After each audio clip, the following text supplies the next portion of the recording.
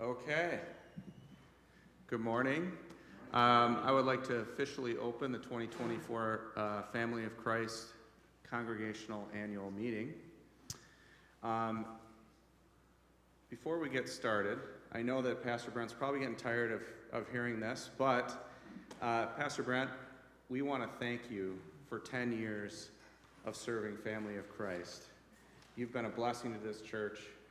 It's been a fast 10 years. I think we've been here almost 7, just in my family, and it went like a blink of an eye. But you've been a blessing to this community. We want to thank you for the 10 years you've had here. And Linda's pretty funny. She's like, that's Brent driving us into the future there in the middle. But again, I do want to remind anybody that didn't hear the announcements yet that on February 18th, we'll be celebrating officially the 10 years of Pastor Brent serving at Family of Christ with a brunch and all kinds of fun stuff. So please attend and bring a friend as well. So we're looking forward to that. And look for the sign-up geniuses. We still need people to volunteer for setting up, tearing down, bringing food, and all those things. So Pastor Brent, thank you for your time.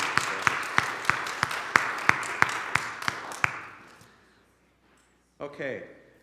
This is our agenda. I'm going to ask Pastor Brent to come up and open us up in prayer. We'll look back at 2023, and then we'll look ahead at what we have ahead for us and what we're planning on at Family of Christ in 2024. Brian Knutson will come up and walk us through the 2024 budget, as well as looking at 2023 final. And then we will look at the proposal for 2024 council. We'll have a vote both on the budget and the council moving forward for 2024. And then I'll ask Pastor Brent to come back up and close us in prayer. So Pastor Brent, if you would. Absolutely.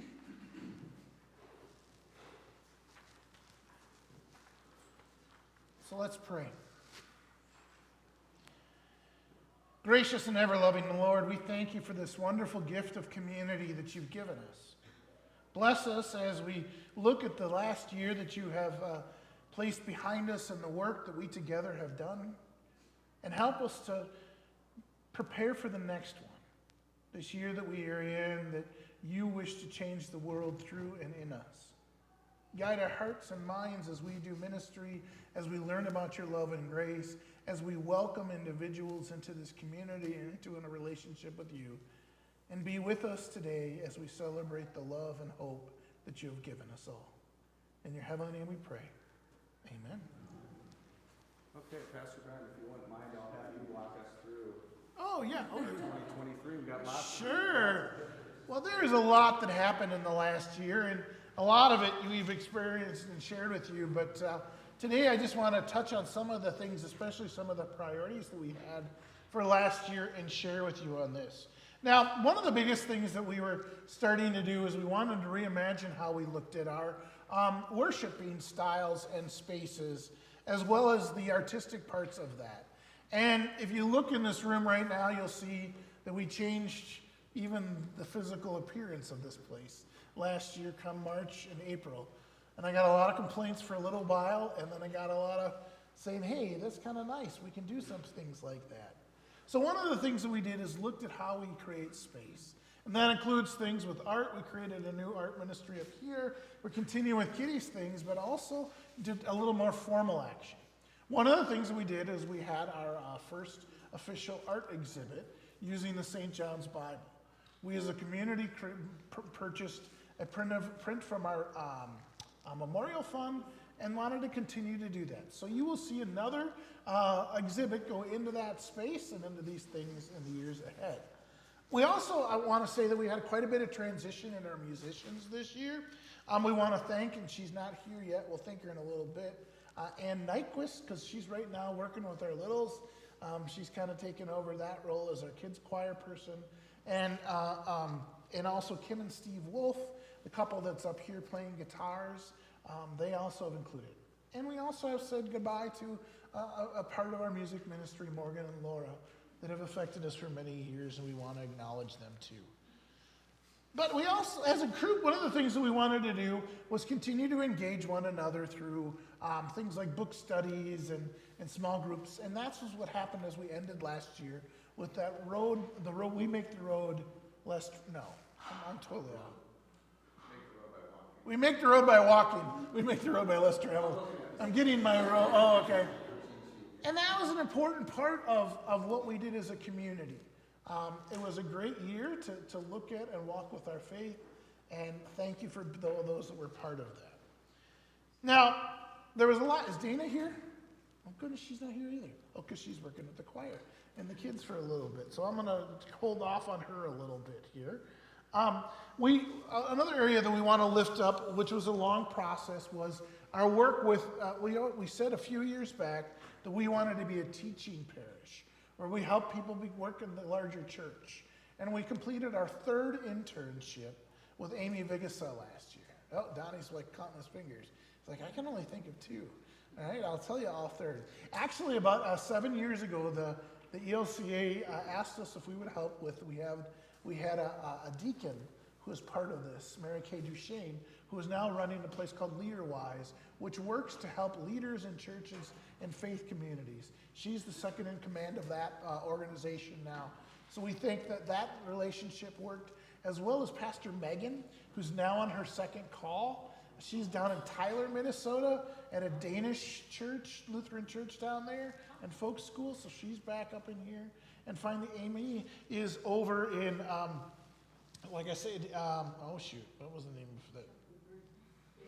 Bayport. She's over in Bayport, Bethlehem Lutheran in Bayport, and doing amazing things is what I'm hearing. So we as a congregation have started this process, or had been in this process of having interns, and it's been a great gift for us. But that program has changed, and we still don't know what is going on as we move forward. So that was a big part of last year, was transitioning into that. And part of that was that we hired Dana for more hours to cover some of the things that they were covering, that our intern was. Think about this, 20 hours a week, and they were in pretty high levels, our interns were. So they were doing quite a bit around here. What I do want to, though, is celebrate you all and the wonderful gifts that we were given from that. The other piece I want to talk about is our benevolence. Many of you have heard about tithing, and we think of that thing that's thrown out 10% as what we give to different places. And we want to share that tithing number with you because it's something that we do, is we give from this community. Normally in the past, we have set outside in the last year above a budgeted benevolence of about $16,000. Now that means that's money that we give out to the community, often to the synod and to other places like the camp and things that we just take right out of our budget. And that number is $15,900. Or a budget of about $400,000, that ends up being roughly 3 or 4%. But that's not our whole story. That's what you see. The bigger story is the pass-through money that we have as a community of faith. And if you look at your budget, you'll see that number that we pass through, and that's noisy offering or special appeals for things, is $41,589, for a total of $57,000 as a community. If you break this out into our giving, that's 14% of what we get in, we pass right into the community around us. That's a pretty huge number. That's way over the 10% that we may choose to get to. And that is because of you all and your generosity. We continue to find ways to support this community with our community partners, because if you come into this place, friends, 10 years ago when I walked in and we started partnering together, there's nothing happening during the week. And now this place is full. That's the other big piece we want to lift up, is all the new partners that we have brought together. We are up to 8 AA groups. We are the church that supports AA south of the river. That's what we're known as now. 8 AA groups. That means we're also talking with Montessori individuals and Abundant Goods, which we're just going to hear from in a second. But here's the deal. I can give you the numbers of worship. We're at about 105 in person on worship and 130, hold on, get this, 30 people a week online, okay? That's our numbers, if you ask us. We worship 105, we get actually 145. It ends up being 135. But the real impact number is 480. That's how many people are touched by this church every week. 480, from Sunday school to confirmation to church-related, but also AA groups and the Montessori and Abundant Goods and a bunch of other things like the AA group or the blood drives and other things that happen. But friends, 480 people are served by us each week. That's making an impact in this world. And I want to say thank you. And one of the ways we make impact is I'm going to have Brooke come up and stand with me. You want to share? Are you okay? You're not nervous? You probably are nervous. Brooke is part of this new partnership with Foster Together, Abundant Goods. Which one do you want to be called? I don't remember. Foster Together. All right, sounds good. So Brooke, I just want to ask Brooke a couple of questions. Brooke is one of the co-leaders of this, and you may have seen her because she kind of starts hanging out on Sunday mornings with us periodically a little bit too, with her little ones. But Brooke, looks like you got something, or is it just, No, that's a sheet, you know what I mean? Tell us about your journey and with Family of Christ. Like, what was going on about a year ago? What were you guys looking for, and how did we get together? Yeah, so we have been talking for the past few years about wanting to have a resource center as part of Foster Together. So we did a lot of relational support where we would do events and stuff. And when families would get placements of foster kids, we would often use our funds as an organization to go out and purchase what they need and deliver it. But we wanted to find a way to put together the donations that the community had available and get those into the hands of these kids. So we started looking for a space, which was very difficult. We looked for a long time. We reached out to a lot of people. I think it was actually Mayor of Lakeville who recommended that we reach out to Dave and Brent, and we kind of told them our mission and what we were looking for and how we wanted to grow, and they were super excited to partner with us. So we're super grateful. The space officially opened in September, and it's been a huge success. I think we've served over 200 kids just in those few months. We've had 3,000 items go out our doors. So it's just been a huge success. And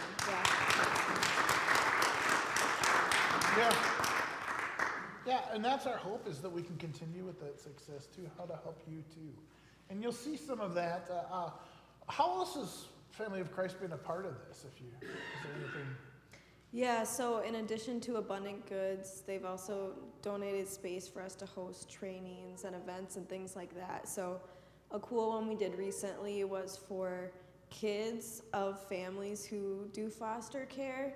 We did a support group with a children's therapist for them to come in and talk about how being a foster family has impacted them, and to talk with other kids who are going through a similar experience. And I got to sit in on that one. It was really cool to hear the kids talk about why their family does foster care and the good that comes from it, but also the really hard, and to connect with other kids who are going through the same thing. So that one was really cool. We do trainings for foster parents, and then we've also done social events. So we did a big holiday party downstairs in the youth room where people could come in and shop at Abundant Goods. But then in the youth room, we had pizza and a Christmas movie and crafts, and the kids and parents all got to take Christmas gifts home, and it was a lot of fun. Thank you. Well, thanks for just sharing a little piece of being one of our partners, and we continue to see how this expands and how we together can partner. I think that's just, telling that story is one of the best things we can see about our community, is we have the wonderful opportunity to say yes.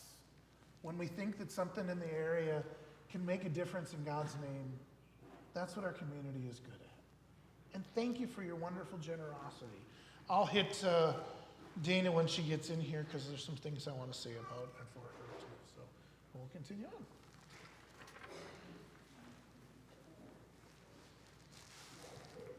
All right.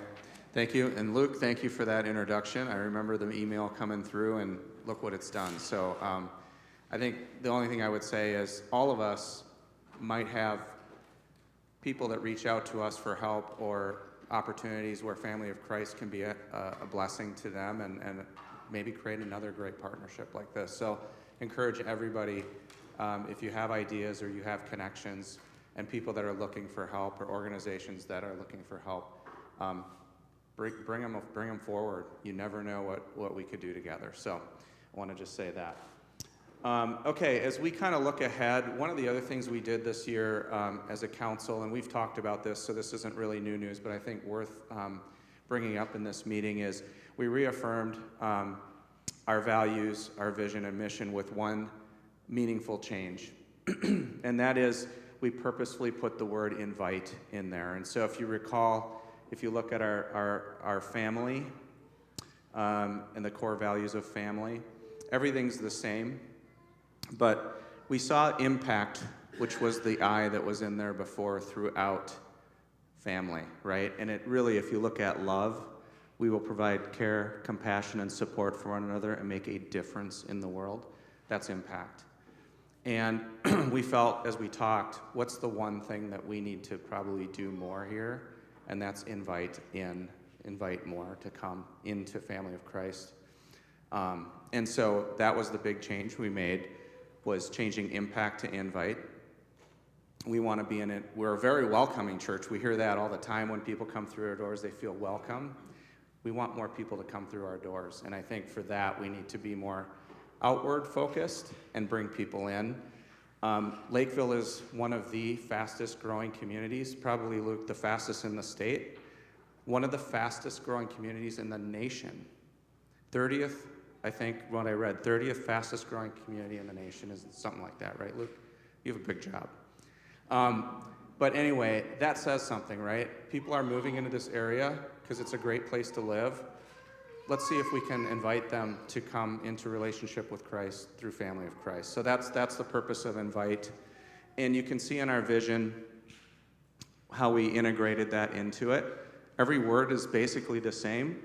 Family of Christ seeks to be a grace-filled family of God, inviting all to live the gospel through faith, love, and compassion. So that's the slight change we made there. On the mission, we're an inviting family, embraced by God's grace, growing in faith, serving and proclaiming Christ's love for all people. So just a small change, but we think a very meaningful change. And now as we look ahead, we want to think about how do we structure sort of a framework when we put together our plans and priorities year after year to sort of include inviting into that. And so it's around, inviting, getting people in, welcoming them once they're through our doors, which we do very well, and then connecting. It's like, how do we build connections both within Family of Christ and this congregation, but also connections into the community? How do we be purposeful about that? Because we see that as a very, very important fabric of the strength of the church. And so we need to be purposeful about that. And then last, equip. How do we equip our congregation to invite others back in? So that's kind of the framework in which we look at our planning as we go ahead. And so as we look at priorities for 2024, and we start with invite, we need to update who we are. If you go on our website, I don't think it's been updated in many years. It's been updated. No, but okay, it's been updated. Let me rephrase it. We need to refresh it. We need to modernize it. We need to get a little more oomph in there. So we're going to look at increasing both our presence socially, but also when they come to our site, tell them all the great stuff that we're doing here. So we'll put that in place. We're going to, I guess, a call to action, and we'll reach back out here. Brian, I don't know how long ago it was, 5, 6, 7 years ago, we did a whole refresh of the church. I think it's time now for us to go through the building again and look at, what are some things that just need cosmetic improvements and what are some things that need structural improvements so that we can plan ahead, not just 1 year, but 3 to 5 years out, what we need to do to maintain our building so that we can continue to support partners like Abundant Goods as we go forward. So we'll be looking not just for people like me to say what we think needs to be done, people that actually understand facilities and contractors and things like that. It's just a small group to help us make a list of those things. And then we want to be more out in the community, so planning more community events. Our picnic where we're drawing people in has been a huge success. Probably because of the bouncy houses, Josie, but that's been a big success year after year. VBS, I think we had a lot of new guests coming in from the Montessori that participated in VBS. So we want to continue to do more of those things to invite people in. When we think about welcoming, some of this is just, probably putting a little bit more rigor and reinstituting things that we've been able to do, but got broken a little bit with COVID. And so, how do we refresh a new member welcome program? How do we put more rigor around people that sign up for welcome teams and things of that nature? And then on the connect thing, we want to look for, continuing to explore worship styles. We want to get, I'm going to say this, outside again this summer and do some different things to both show the community what we're up to, but have some different experiences in worship. Nothing crazy. We don't want to disrupt it too much, but, have a little fun with that. And then, continue to look at small group opportunities. I think starting in the next couple weeks, we'll start looking at adult education programs after worship and Bible study.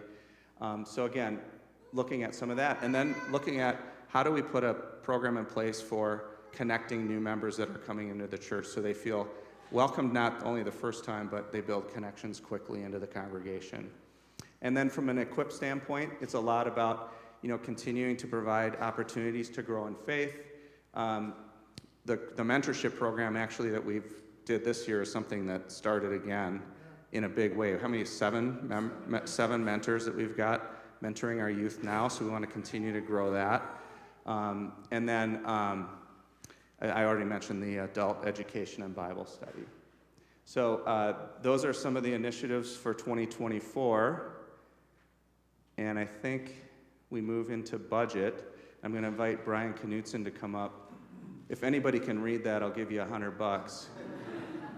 But we do have handouts, so Brian, if you want to come up, you can walk us through some of the highlights of budget 23 and then 24 ahead.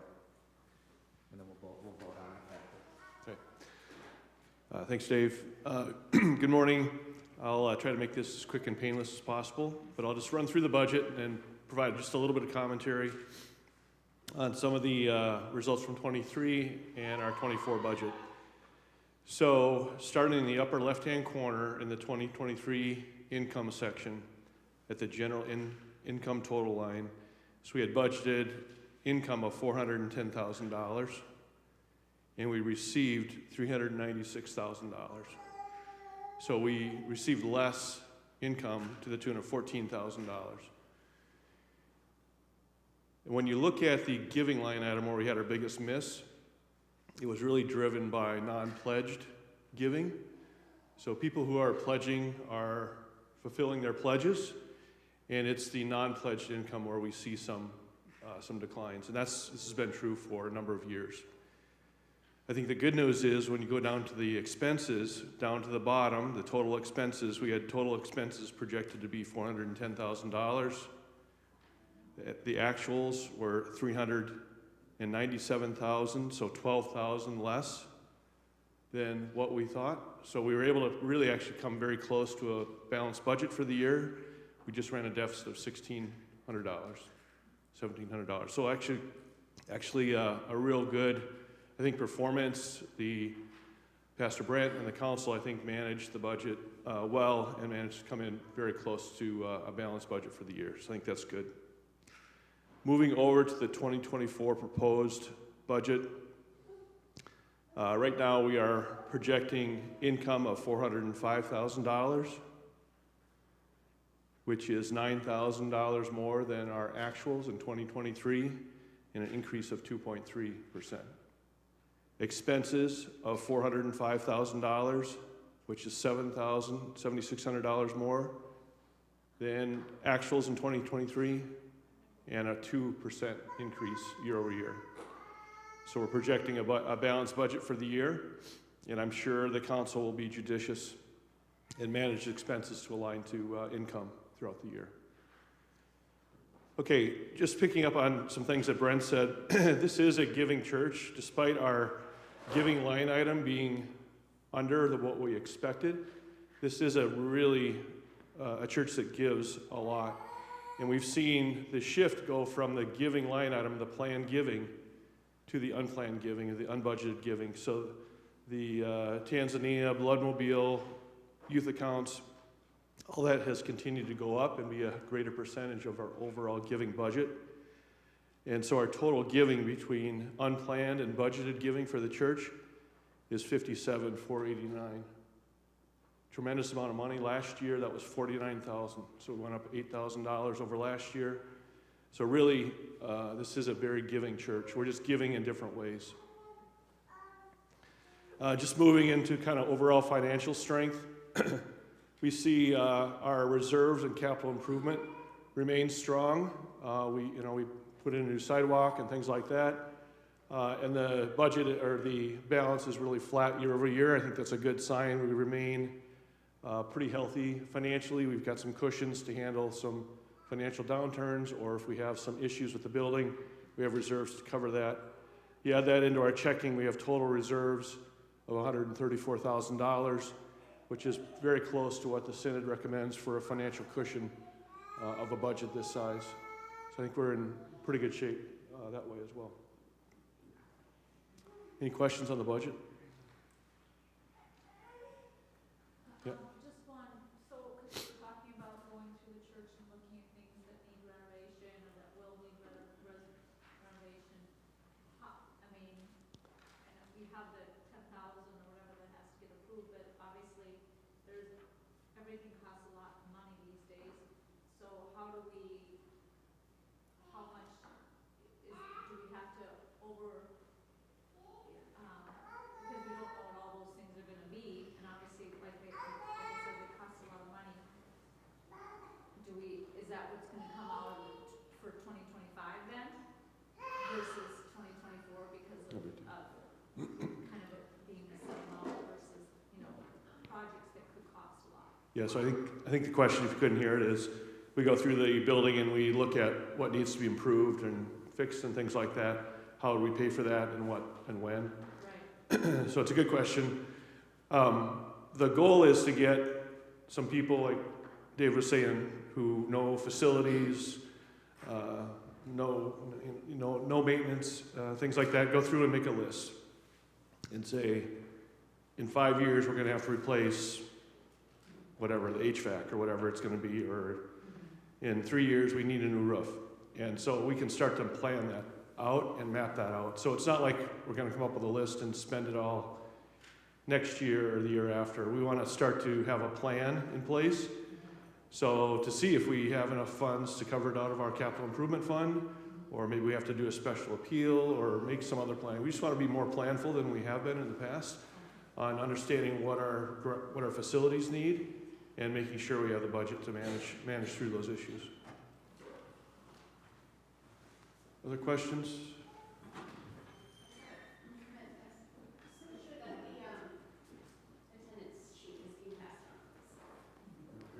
Yep. Okay. You want me to run it? Is there a motion to adopt the budget as presented? I'll motion. Is there a second? Second? Got those? All in favor, say aye. Aye. Opposed? Budget's adopted. All right, thank you, everyone.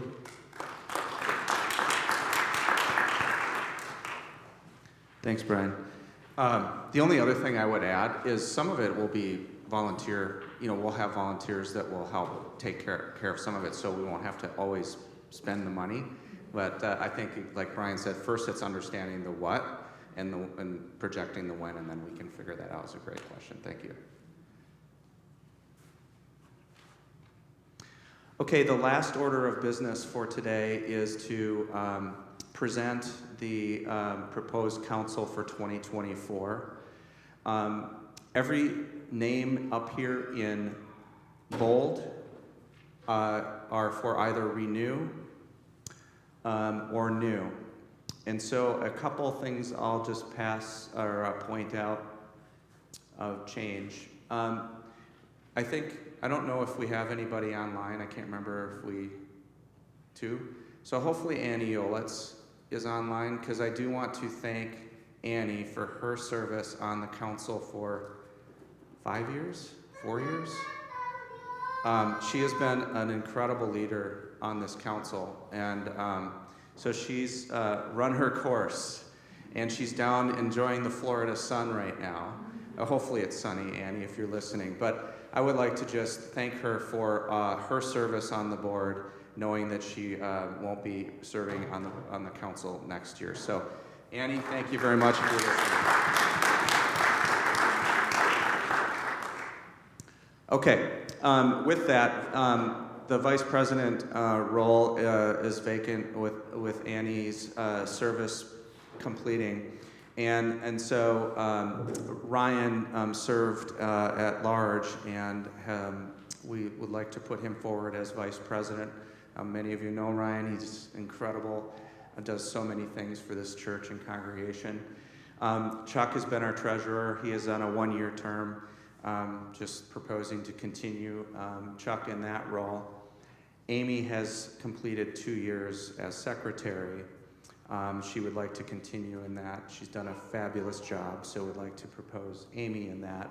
Scott and Kirsten continuing in their capacity at large.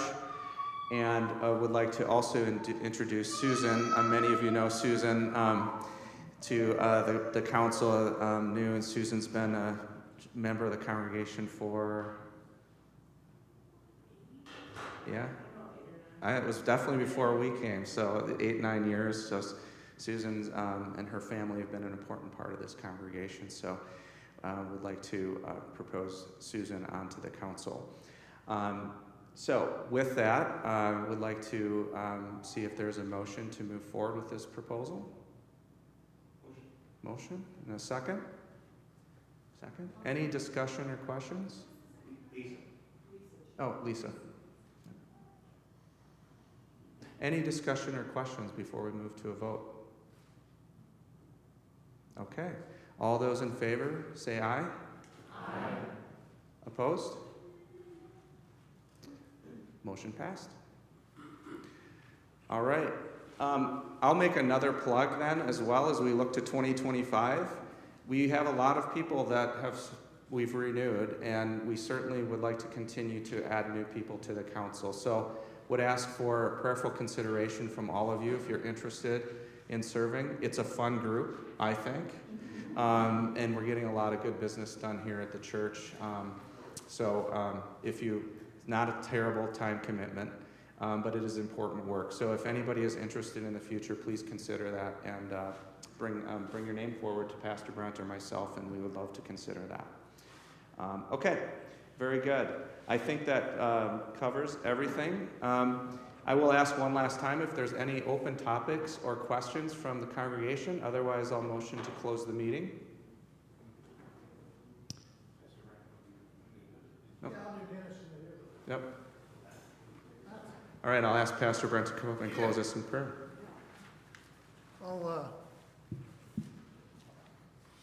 Donnie's going to go look for it.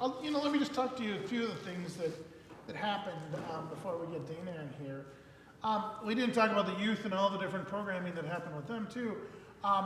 We're seeing continued growth in our youth and family ministries. If you saw the Christmas program, you just needed to see that. It's great that those numbers continue to be not only consistent, but growing in certain areas. If you look at our community, friends, we're very diverse in the sense of from birth to old. Most of our churches in our tradition anymore are not so young.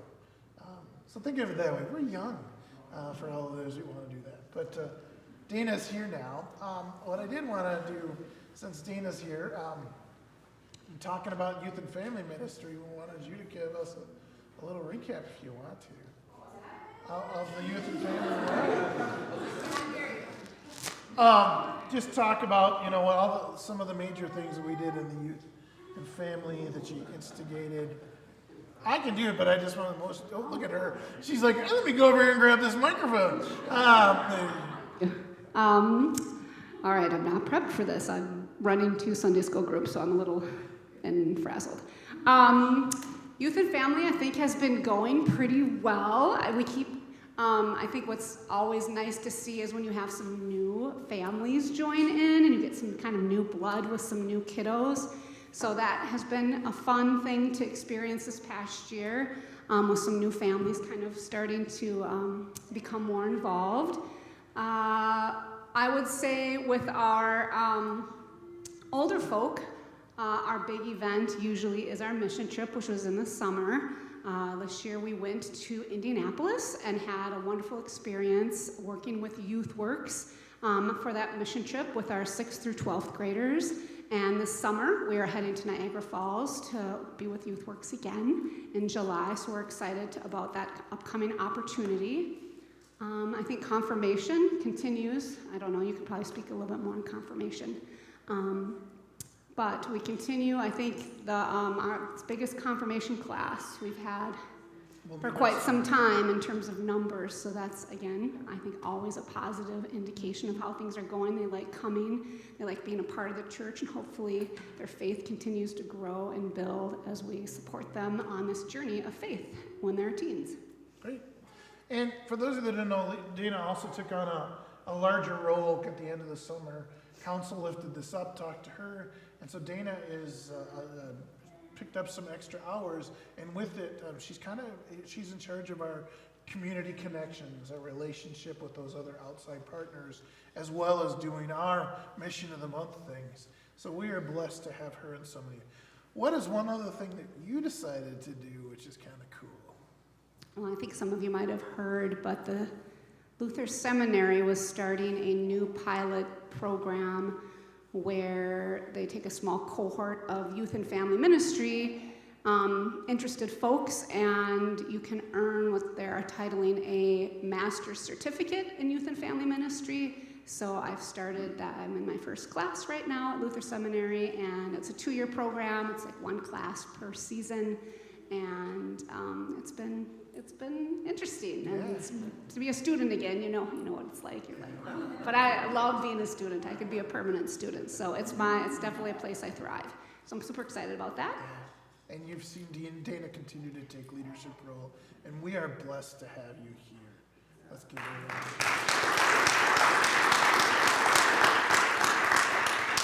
And it's also great to have almost our whole entire staff here. Linda, we also want to lift up. Those of you that don't know, Linda does about everything behind the scenes here, and outside in front of the scenes too. She's our decorator, or our maker of wearing us costumes. We get to have some fun with that. But thank you, Linda. For those of you that don't know, if you have questions, it goes through Linda first. This community is very, very much blessed by your gift of leadership and just keeping this place going. So thank you so much.